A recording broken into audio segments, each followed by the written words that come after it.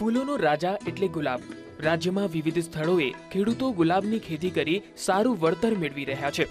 રાજ્યમાં ફૂલોની ખેતીમાં મુખ્યત્વે ગુલાબ, લીલી, મોગરો, હજારી અને ગુલછડી જેવા ફૂલો ઉગાડવામાં આવે છે. પરંતુ છેલ્લા ઘણા સમયથી ગુજરાતના અનેક પ્રગતિશીલ અને સાહસિક ખેડૂતો ગુલાબની ખેતી કરીને આર્થિક ઉન્નતિનો નવો રાહ ચીંધી રહ્યા છે. ગાંધીનગર પાસે આવેલા ચંદ્રાલા ગામના ખેડૂત સંજયભાઈ પટેલ વર્ષોથી ગુલાબની ખેતી કરે છે. અમદાવાદના સ્થાનિક ફૂલ બજારથી ગુલાબના વેચાણની શરૂઆત કરનાર સંજયભાઈ રાજ્યની બહાર તેમજ વિદેશોમાં પણ ગુલાબની નિકાસ કરવા લાગ્યા છે. તો આવો જાણીએ સંજયભાઈ પાસેથી ગુલાબની ખેતી અંગેના કેટલાક મહત્વના પાસાઓને. નમસ્કાર. આમ તો ખેતી એ અમારા બાપ દાદા વખતથી 50 વર્ષોથી ખેતીનો વ્યવસાય સાથે અમે જોડાયેલા છીએ. પરંતુ આધુનિક સમયની સાથે અને અમે પણ સારું એજ્યુકેશન ગ્રેજ્યુએટ થયેલા છીએ, તો અમને પણ એવું હતું કે ભાઈ સારી ખેતી કરવી જોઈએ. વર્ષો પહેલાં અમારા પિતાજી, અમારા દાદા ગાડાથી અને બળદથી ખેતી કરતા હતા. પછી ટ્રેક્ટર આવ્યા.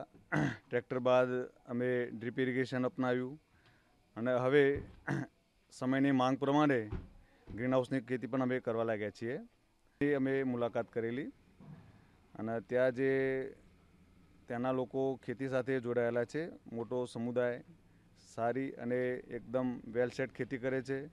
એ લોકો શાકભાજી, ફરફરાદી, બીજા ફ્લોરિકલ્ચર એટલે ફૂલોની ખેતી બહુ સારી રીતે વ્યવસ્થિત આધુનિક પદ્ધતિથી એ લોકો ખેતી કરે છે અને મોટાભાગે એ લોકો યુરોપના દેશોમાં નિકાસ કરે છે અને દેશ માટે સારામાં સારું આવકનું સાધન એમણે ખેતીથી ઊભું કર્યું છે.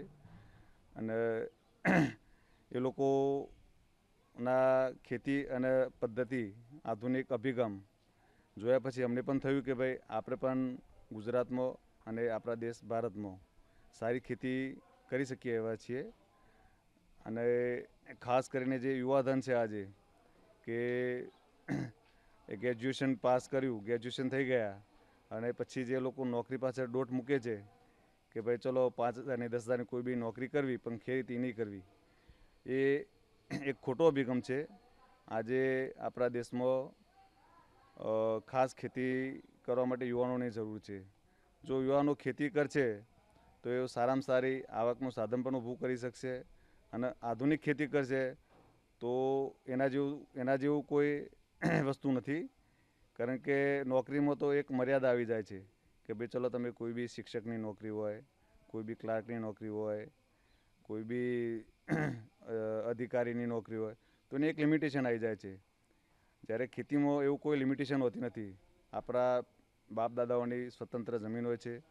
એમાં ફક્ત આપણે ધગશ, ધ્યાન અને તમારું ખાસ રસ હોવો જરૂરી છે. ઉત્પાદન તો બહુ સારી રીતે કરો છો, પણ એના વેચાણ વ્યવસ્થા માટે તમે શું વ્યવસ્થા કરેલી છે? શરૂઆત અમે લોકલ બજારથી કરી. તો લોકલ બજારમાં ગુજરાતમાં ખાસ અમદાવાદ, જ્યાં જમાલપુર ફૂલ બજાર આવેલું છે, ત્યાં વેચાણની વ્યવસ્થા શરૂઆત કરી. ત્યારબાદ જરૂરિયાત ઊભી થઈ તે રીતે ગાંધીનગરમાં પણ વેચાણ કરેલ છે.